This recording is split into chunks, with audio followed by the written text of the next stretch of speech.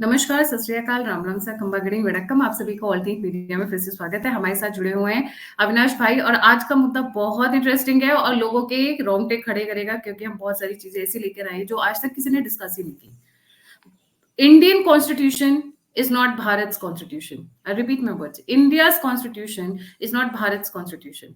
अविनाश भाई आईआईटीएन है, data scientist हैं, कंप्यूटर साइंटिस्ट भी हैं, इसके अलावा सेफोलॉजिस्ट हैं। बहुत अच्छी पकड़ है इनकी पॉलिटिकल इश्यूज पे भारत के। अविनाश भाई, over to you, let's get started. कैसे जो इंडिया का कॉन्स्टिट्यूशन है वो भारत का कॉन्स्टिट्यूशन नहीं है, और इसमें एक सबसे बड़ा इंटरेस्टिंग पॉइंट जो अभी आप और मैं डिस्कस कर रहे थे ऑफलाइन, किस तरीके से ये पहले राम राज्य वाली फोटो होती थी और अब उनके साथ कितनी छेड़खानी की गई है। जी, ओवर टू यू। नमस्कार दोनों ही चैनल के सभी दर्शकों को।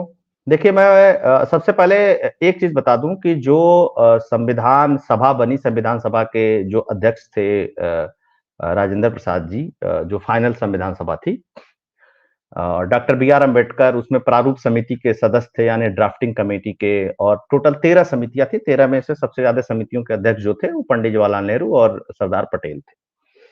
ये मोटा मोटा है, और लगभग 14 से अधिक महिलाओं ने इसमें पार्टिसिपेट किया था। उन महिलाओं का नाम नहीं लिया जाता, ये भी इस देश में दुख की बात है। लोगों को संभवतः एक भी महिला का नाम याद नहीं होगा जिसने संविधान को रचने में एक अपनी महत्वपूर्ण भूमिका और रचनात्मक भूमिका निभाई थी। उसमें एससी और एसटी समुदाय से भी थी, और एससी और एसटी समुदाय से थी तो कोई ये ना समझे कि एससी एसटी समुदाय जो है वो आजादी के बाद बना। अंग्रेजों ने इसको बना दिया था, उसको नाम रखा था अनुसूची।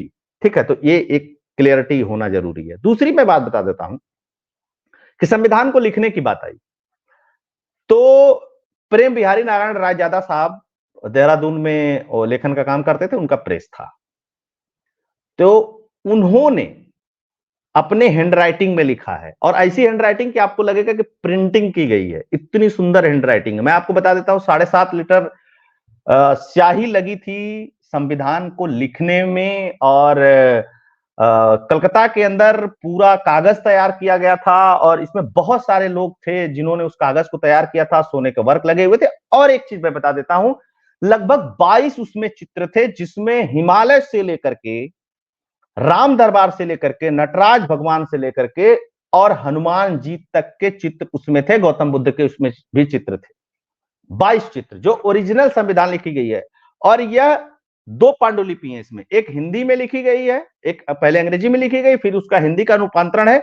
और दोनों को भारत की संसद के अंदर नाइट्रोजन के चैम्बर में सुरक्षित करके रखा गया। 2016 में जब मैं पहली बार गया तो मैं उस लाइब्रेरी से कुछ फोटोज निकाल करके लेकर के आया था।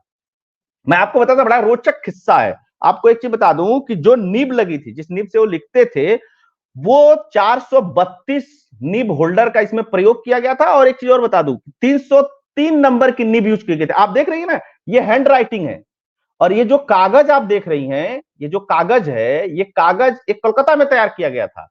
ठीक है, और मतलब इस पे, और ये सोने का वर्क था इसके ऊपर। मतलब बहुत सुंदर, बहुत जबरदस्त, और बहुत ही सुंदर लिखा गया है। और आप हर पेज पे देखेंगे किसी न किसी का चित्र है इसमें जो भारत से संबंध रखते हैं, भारतीयता से संबंध रखते हैं। उनके सारे के चित्र हैं, और बहुत सारे लोगों के, हिंदू देवी देवताओं की तो भरमार है इसमें। अच्छा, बर्गिमन से आती थी नीब लिखने के लिए। ये सब एक मतलब एक मोटा मोटी बेसिक जानकारी थी। डिटेल में बात करेंगे तो बहुत लंबा चला जाएगा। अब आपका जो एक सवाल था कि भारत का जो संविधान है उससे इन सब चीजों को कैसे गायब कर दिया गया। देखिए, जब संविधान लिखा जा रहा था, 2 वर्ष 11 महीना 18 दिन में इस देश का संविधान लिखा गया। 300 के आसपास, 300 से कुछ कम ही लोग इसके सदस्य थे। तो एक बहस चली, सेकुलर होगा, सेकुलर शब्द होगा संविधान के अंदर या नहीं होगा। और एक और शब्द पे डिस्कशन हुआ कि इक्वलिटी, स्वतंत्रता पहले आएगी कि इक्वलिटी पहले आएगी। दोनों चीजें देखिएगा, भारत का एकमात्र लिखित संविधान है जिसमें इक्वलिटी पहले आती है, स्वतंत्रता नहीं। जानते हैं क्यों? तब के जो संविधान लिखने वाले लोग थे, उन्होंने कहा कि कि भाई जब तक बराबरी नहीं तब तक स्वतंत्रता की बात नहीं, और बराबरी तो खैर आज तक नहीं हो पाई, खैर वो एक अलग विषय है पॉलिटिशियन के लोगों की वजह से। अब दूसरी बात समझिएगा इसमें जो महत्वपूर्ण था, सेकुलर पे ये हुआ कि अगर कोई देश धर्मनिरपेक्ष हुआ तो वो सोशलिस्ट नहीं हो सकता, या वो किसी और विचारधारा से पोषित नहीं हो सकता। दोनों बातें समझिएगा यहाँ पे, एक बातें नहीं। तो ये हुआ कि सेकुलर शब्द इसमें नहीं जोड़ा जाएगा, क्योंकि दोनों चीजें नहीं हो सकती। बाद में इंदिरा गांधी ने इसमें सेकुलर शब्द वगैरह जोड़ दिया। जब सेकुलर शब्द जोड़ दिया गया तो उसके बाद पेजेस से ये सब चीजें गायब कर दी गई। इंडिया दैट इज भारत लिखा गया। क्यों लिखा गया इसका पीछे जानती हैं? संविधान लिखने वाले लोगों में से कौन थे? डॉक्टर अंबेडकर। कौन थे? पंडित नेहरू। और भी लोग जो जिनका कब्जा था, मतलब एक तरीके से आप कह सकते हैं कि इन लोगों की बातें मानी गई, ये लोग सबसे ज्यादा बहस में पार्टिसिपेट किए गए। ये सारे लोग कहां से आए थे पढ़ करके? ब्रिटेन से पढ़ करके आए थे, सब लोग लंदन से पढ़ करके आए थे। तो संविधान लिखा गया अंग्रेजी में। जब आप अंग्रेजी में लिखेंगे तो जाहिर सी बात है अंग्रेजी को प्रमुखता देंगे। और तब से लेकर के आज भी भारत में सर्वाधिक अंग्रेजी नहीं बोली जाती है, इस बात को समझिएगा गायत्री जी। भारत में आज भी सर्वाधिक हिंदी बोली जाती है, उसके बाद बंगाली बोली जाती है, अन्य क्षेत्रीय भाषाएं हैं उसको बोला जाता है। लेकिन इस देश का संविधान किस में लिखा है? अंग्रेजी में। इस देश की अदालतें किस भाषा में चलती हैं? अगर लोकल के डिस्ट्रिक्ट अदालतों को छोड़ जाए वो भी बाद में, तो अंग्रेजी में चलती है। इस देश का सुप्रीम कोर्ट अंग्रेजी में वकील बोलता है, अंग्रेजी में सुनता है, अंग्रेजी में बहस होती है।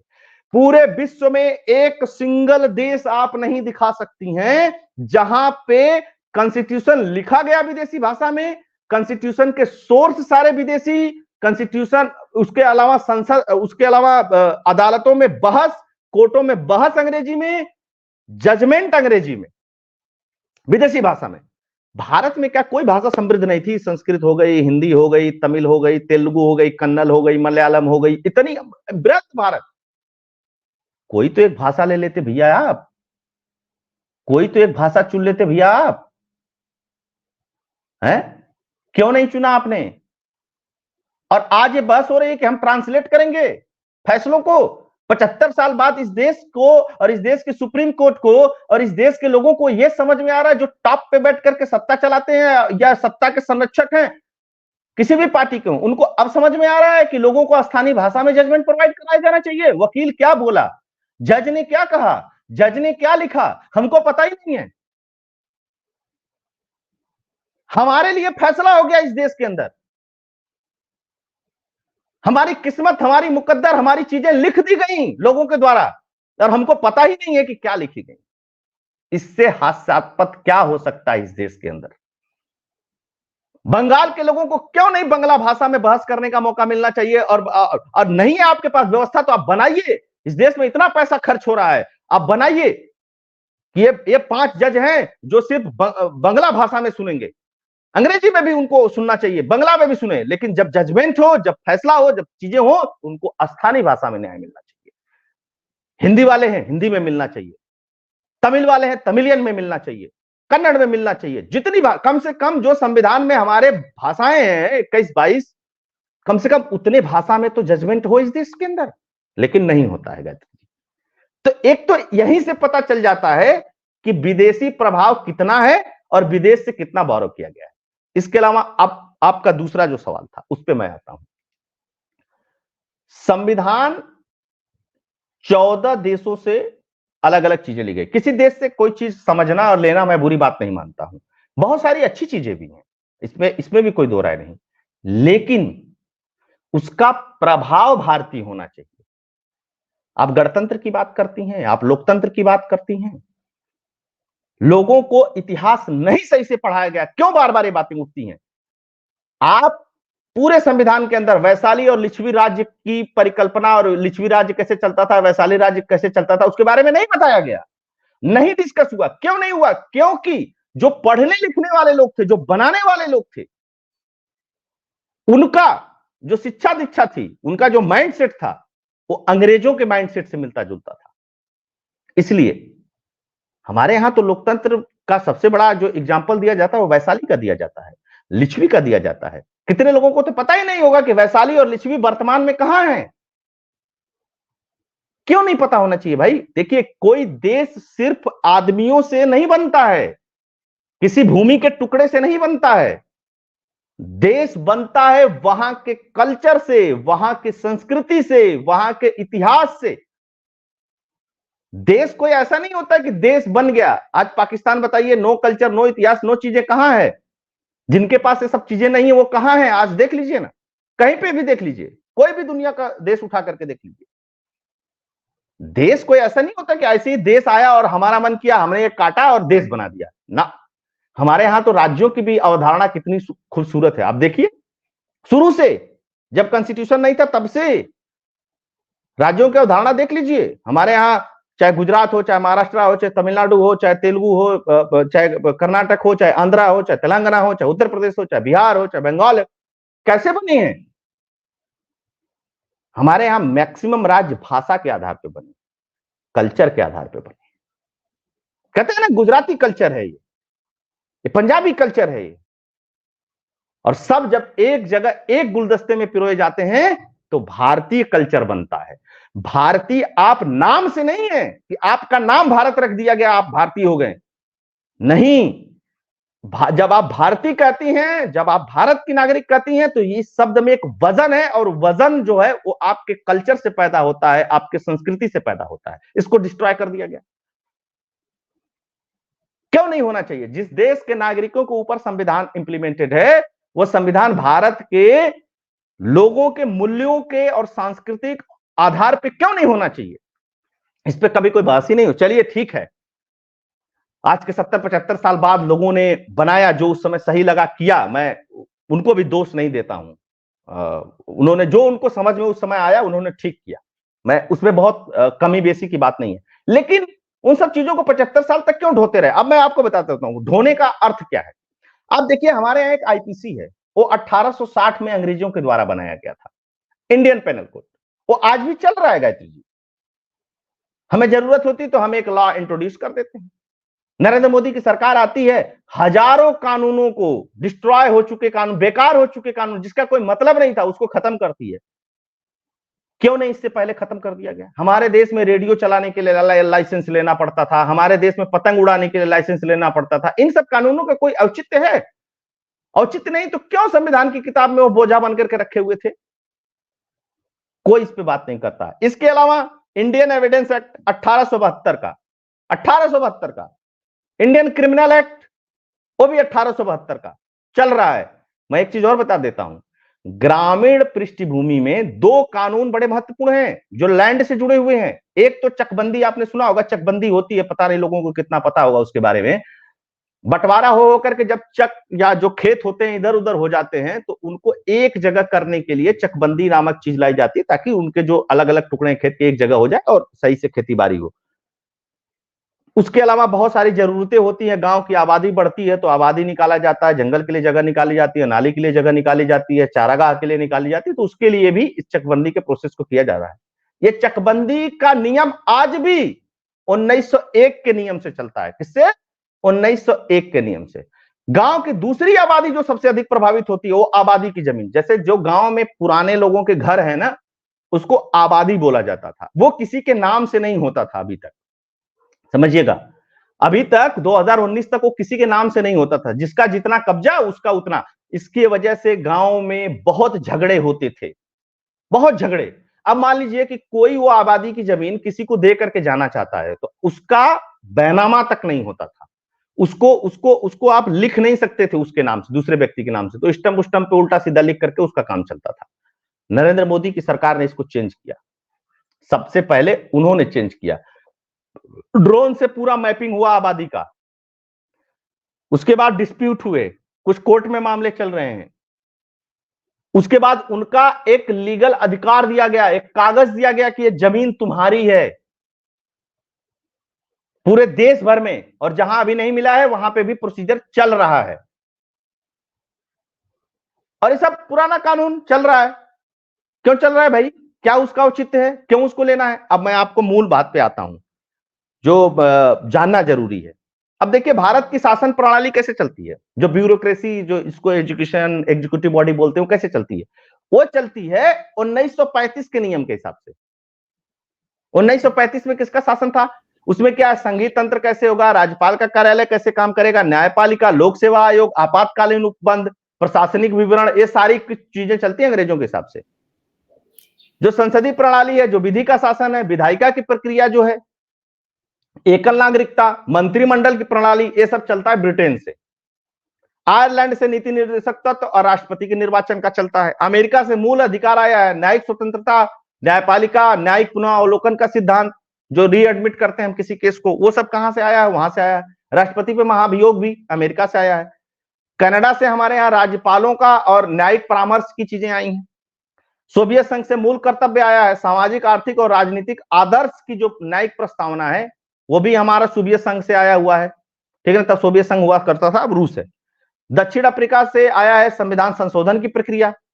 सोचिए, दक्षिण अफ्रीका उस समय आजाद नहीं था, लेकिन हमने वहां से भी ले लिया। फ्रांस से गणतंत्रात्मक चीजें आई हैं। जब गणतंत्र की बात आप फ्रांस से लेकर के आ रहे थे, तो आप वैशाली से क्यों नहीं लेकर के आए, लिच्छवी से? उतना दूर जाने की क्या जरूरत थी? यहां नहीं था, पास में आप लेकर के आते तो उसका प्रभाव भारतीय प्रभाव होता, लेकिन नहीं। जर्मनी से हमारे यहां आपातकाल का जो मूल अधिकारों का स्थगन है, आपातकाल जब लगता है तो नागरिकों के मूल अधिकारों का स्थगन हो जाता है, हटा दिया जाता है। उसको कहां से हम लेकर के आए हैं पता है? जर्मनी से लेकर के आए हैं। और ये कौन बनाने वाला था? हिटलर बनाने वाला था। बात करते हैं लोग बैठ करके यहां पे, हिटलर ने क्या किया था, समझिएगा इस चीज को, ये बहुत बारीक चीज मैं बता रहा हूं। ये हिटलर के जमाने का वादा है कि आपातकाल के दौरान मूल अधिकारों का स्थगन कर दिया जाए, मतलब नागरिकों के मूल अधिकार आपातकाल के समय खत्म कर दिया जाता है। और आपातकाल लगाने वाले कौन थे? इंदिरा गांधी जी भारत में। याद करिएगा 1975 का दौर, जब मीसा के तहत इस देश में लोगों को बंदी बना करके पूरे अपोजिशन को जेल में डाल दिया गया था, और यहां पे गाना गाने पर भी लोग जेल में डाल दिए जाते थे।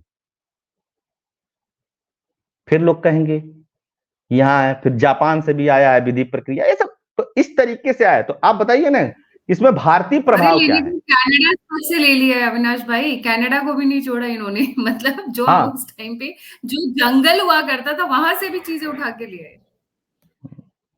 तो ये चीज ऑस्ट्रेलिया से भी है, व्यापार और ये सब चीजें कैसे करेंगे, ऑस्ट्रेलिया से ले लिया है। ये प्रॉब्लम है हमारे देश के कॉन्स्टिट्यूशन में, और ये बदलना चाहिए। हाँ, नो डाउट, आपको किसी देश में कुछ चीजें लगती हैं, वहां से लीजिए आप, लेकिन उसमें भारतीय दर्शन होना चाहिए। जैसे मैं फैमिली वैल्यूज की बात कर रहा हूं। अब पूरी दुनिया फैमिली वैल्यू पे आकर के टिक रही है, धीरे धीरे सब फैमिली फैमिली फैमिली अब चिल्लाने लगे हैं। हमारे यहां तो पुराना था ना, है?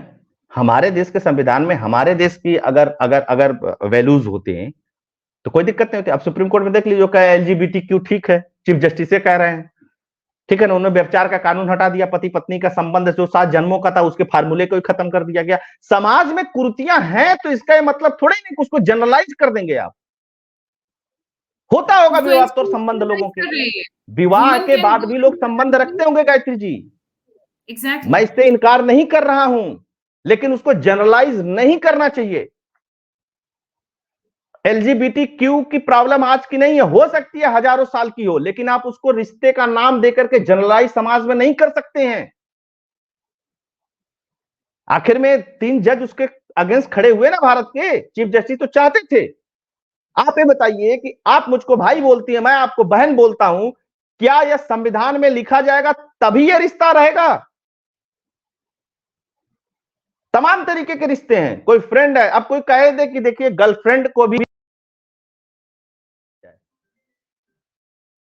नहीं ठीक है।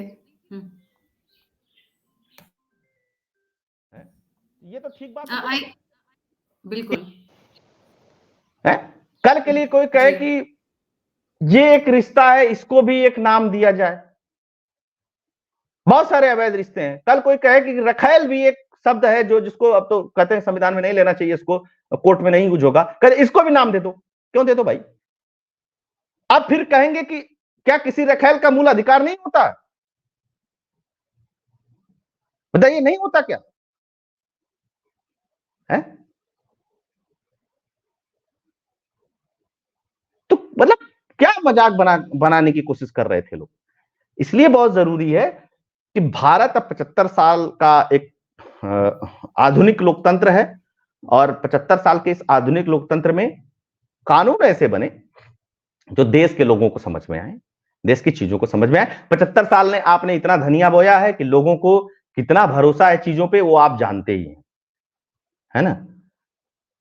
मतलब आप सिविल की स्थिति ये है भारत में, सिविल के मुकदमों की मैं बता दूं, क्रिमिनल छोड़ दीजिए, क्रिमिनल पे तो बहुत बात होती है गायत्री जी, कहीं किसी के साथ कोई घटना हो गई, कोई दुर्घटना हो गई, कहीं पे रेप हो गया, कहीं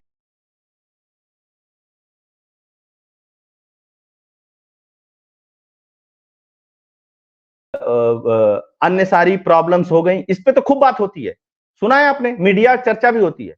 आप बताइए एक ऐसा मुकदमा जो सिविल से जुड़ा हुआ हो, उस पे इस देश में बात होती है? कभी नहीं होती है बात गायत्री जी, क्यों नहीं होती है? जमीन का मुकदमा चल रहा है, लोग मान करके चलते हैं कि जमीन का मुकदमा 10 साल 20 साल 30 साल 40 साल 50 साल चलेगा, और उसका सबसे बड़ा एग्जाम्पल राम मंदिर का ही मुकदमा देख लीजिए, बहुत दूर मत जाइए। और सिविल का मुकदमा एक व्यक्ति को बहुत हद तक प्रभावित करता है, यहां सब लोगों के पास क्रिमिनल के मुकदमे नहीं है। पारिवारिक चीजों को आपने इतना छिन्न भिन्न किया इस देश के अंदर कि मैं आपको बता देता हूं, इस देश की अदालतों में सबसे अधिक मुकदमे जो हैं वो जमीन से रिलेटेड हैं, वो परिवार से रिलेटेड है। दो भाई का झगड़ा है, पिता पुत्र का झगड़ा है, प्रॉपर्टी को लेकर के है, जमीन को लेकर के है, घर को लेकर के है, इस तरीके के झगड़े, या तलाक को लेकर के है, उसके ऊपर लगने वाले बच्चे को अधिकार को लेकर के है। आप उठाइए फाइलें और देखिए कि परिवार, रिश्तेदार, पारिवारिक मूल्यों से जुड़े हुए, ग्रामीण पृष्ठभूमि से जुड़े हुए कितने मुकदमे इस देश की अदालतों में हैं, वहां फाइलें लेकर के लोग घूम रहे हैं और उस पर कोई चर्चा नहीं करता है, क्योंकि वो अर्जेंट लगता ही नहीं है।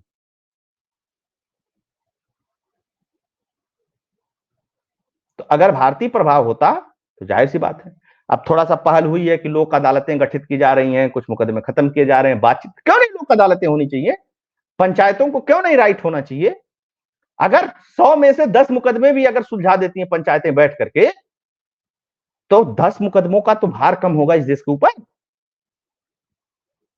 कि पंचायतों का काम सिर्फ मनरेगा में गड्ढा कितना खोदा और उसको पैसा कितना देना है, यही काम रह गया है। इतना बड़ा पंचायती राज व्यवस्था है जी। आपका ध्यान एक तरफ और लेकर आना चाहूंगी। हमने जानबूझकर इन्होंने जो हमारी बहुत सारी फोटोग्राफ्स थी, जो बहुत सारे चित्र थे वो हटाए, जिसमें राम जी की एक सबसे प्रोमिनेंट थी। कास्ट सिस्टम और दूसरा माइनॉरिटी, पूरे कॉन्स्टिट्यूशन में माइनॉरिटीज की तो बात हुई है, पर जो यहाँ के मूल निवासी हैं, जो हिंदू हैं, उनके बारे में कुछ है ही नहीं जी। देखिए, हमारे संविधान के प्रस्तावना में माइनॉरिटी समूह के हिसाब से तय करने की बात की गई थी। समूह, एक कोई समूह है उसके अगेंस्ट। हमारे यहां जो कास्ट सिस्टम और जो आरक्षण की अवधारणा है उसको भी लोग नहीं समझते हैं। मैं आपको कुछ एग्जाम्पल देता हूं। जैसे बहुत सी जातियां बहुत से प्रदेश में पिछड़ी में आती हैं और बहुत सी प्रदेश में वही सेम जातियां सामान्य में आती हैं। एक ही प्रदेश के अंदर बहुत सी जातियां एक जिले में एससी में आती हैं, दूसरे जिले में ओबीसी में आती हैं। जैसे मैं आपको एक एग्जाम्पल देता हूं, एक गोंड बिरादरी है, उदाहरण से लोगों को ज्यादा समझ में आएगा, क्योंकि लोग सर्च करेंगे जानेंगे तो अच्छा रहेगा। एक गोंड बिरादरी है, गोंड बिरादरी मिर्जापुर सोनभद्र में एसटी में आती है। समझिएगा, किसमें आती है? एसटी है, एसटी। और आजमगढ़ जिले में, मेरे जिले में, ओबीसी में आती है। नायक एक जाति है, गोरखपुर में एसटी है। गोरखपुर में क्या है? एसटी है। और आजमगढ़ में क्या है? सामान्य है। सटे हुए जिले हैं। तो जो जातियों का और उसके हिसाब से आरक्षण की बात है। अब बिहार में चले जाइए, उत्तर प्रदेश में सिर्फ पिछड़ा है, बिहार में अति पिछड़ा भी है। तेलंगाना चले जाइए, तेलंगाना में पिछड़ा है और अति पिछड़ा है, और कैटेगराइजेशन हो गया है। तो ये सब जो खेला तमाशा जो चीजें चली हैं, इस खेले तमाशे को इतने सा 75 साल देखने के बाद आपको क्या लगता है कि इन सब चीजों में बहुत प्रगति और बहुत सुधार हुआ? वो तो यहाँ का माइंडसेट और टेम्परामेंट गायत्री जी ऐसा है कि लोगों ने एक्सेप्ट करना शुरू कर दिया, बस दैट्स इट। मतलब भारत का स्वभाव लोकतांत्रिक है, इस बात को समझिएगा। भारत स्वभावतः लोकतांत्रिक देश है, और जब स्वभावतः लोकतांत्रिक होता है तो जो भी गड़बड़ सड़बड़ होता है वो उसको एक्सेप्ट करता जाता है। कोई डंडा लेकर के थोड़ा नहीं लोकतंत्र अप्लाई होता है। इसीलिए मैं बार बार कहता हूं कि देश संविधान से नहीं चलता है, देश संविधान के मानने वालों से चलता है। और मानने वालों को, मानने वाले जो हैं, उनके मन में संविधान के प्रति आस्था होनी चाहिए, डंडे से नहीं होना चाहिए कि नहीं भाई तुमको मानना ही पड़ेगा, नहीं मानोगे तो जेल हो जाएगी। नहीं, संविधान एक पवित्र पुस्तक की तरह है, और उसकी पवित्रता को बनाए रखने के लिए भारतीय समावेश, भारतीय चीजों का, भारतीय सांस्कृतिक ऐतिहासिक चीजों का समावेश होना बहुत जरूरी है। उसी को लेकर के संसद में अब बहस चल रही है, बिल पेश हुआ है, देखिए अंत में क्या होता है। हालांकि सिलेक्ट कमेटी के पास गया है, वहां रिव्यू हो रहा, बड़ा काम है तो थोड़ा टाइम लगेगा। जी जी अविनाश भाई, इसमें आप और कोई पॉइंट ऐड करना चाहेंगे? वैसे तो ये टॉपिक बहुत बड़ा है, क्योंकि हमारा जैसा कि 14 कंट्री से बोरो किया, हमारे यहाँ क्या नहीं था जो ये भीख मांग मांग के लेकर आए या कॉपी पेस्ट किया, और वो भी वो कंट्रीज जिनका भारत के कल्चर से, हिस्ट्री से किसी भी तरीके का कोई तालमेल नहीं था, एक्सेप्ट द ब्रिटिश, क्योंकि ब्रिटिशर्स ने बहुत सारी कंट्रीज पे राज किया, तो वो जहां जहां से लाने का मन किया लाए। जी, अब आप वही सोचिए कि 13 किलो का संविधान हमारा पहला लिखा गया था, उसका वजन 13 किलो था, है ना। और दूसरी सबसे महत्वपूर्ण बात कि एक चीज और समझने की बात है इसमें कि संविधान में गड़बड़ी नहीं है। संविधान जिस पवित्र मकसद से लिखा गया था उसके इम्प्लीमेंटेशन में और भारतीय समायोजन में समस्या है, आप समझिएगा। जैसे लोग कहते हैं ना कि कपड़े तो वेस्टर्न आप पहन लोगे, माइंडसेट भी तो वेस्टर्न होना चाहिए। तो हमने कपड़े तो पहन लिए वो वाले, लेकिन माइंडसेट वो है ही नहीं हमारा, इसीलिए क्लैशेज हैं। कहा जाता है ना आमतौर पे कि लोग वेस्टर्न कपड़े पहन लेते हैं, वेस्टर्न चीजें कर लेते हैं, वेस्टर्न तरीके अपना लेते हैं, लेकिन सोच वेस्टर्न नहीं हो पाती। सोच कहां से हो जाएगी भाई, हम भारतीय हैं तो कैसे वेस्टर्न सोच हो जाएगी। और 75 साल कोशिश करके देख लिया, वो तो हो नहीं पाया। तो क्यों ना हम अपने मूल की तरफ लौटें, हम अपनी जड़ों की तरफ लौटें, और हम जो हैं वही बने रहें।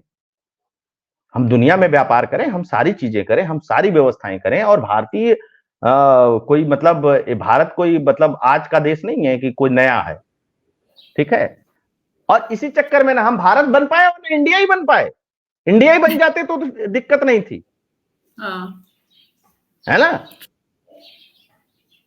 हमारी दादी तो भोजपुरी बोलती हैं और हमारे देश का चीफ जस्टिस अंग्रेजी बोलता है। हमारी दादी जिसको गलत मानती हो उसको उसको उसको स्वतंत्रता का अधिकार मानता है। कैसे चलेगा भाई जी, दोनों चीजें कैसे चलेगी। और दोनों कॉन्ट्रडिक्टरी हैं, बहुत पैरामीटर्स में ईस्ट और वेस्ट कॉन्ट्रडिक्टरी हैं एक दूसरे के। तो वही कहने का मतलब है कि चीजें सही से होनी चाहिए। और हिंदी में वसंत कृष्ण वैद्य ने इसका ट्रांसलेशन किया था बाद में, जो हिंदी की प्रतिलिपि है। और ये सब चीजें हैं तो इस पे पढ़ना चाहिए लोगों को। Thank you so much Avinash भाई फॉर ज्वाइनिंग। जाने से पहले सभी व्यूअर्स से रिक्वेस्ट है, please don't forget to like, subscribe and share की fact YouTube channel and the alternate media. दोनों साइड के व्यूअर से रिक्वेस्ट है, हम दोनों के चैनल को लाइक, सब्सक्राइब और शेयर करके सपोर्ट करें। अगर आप कंट्रीब्यूट करना चाहते हैं, हमें फीडबैक देना चाहते हैं, हमसे जुड़ना चाहते हैं, तो सभी लिंक्स डिस्क्रिप्शन बॉक्स में। इसी के साथ जय हिंद, जय श्री राम, हर हर महादेव।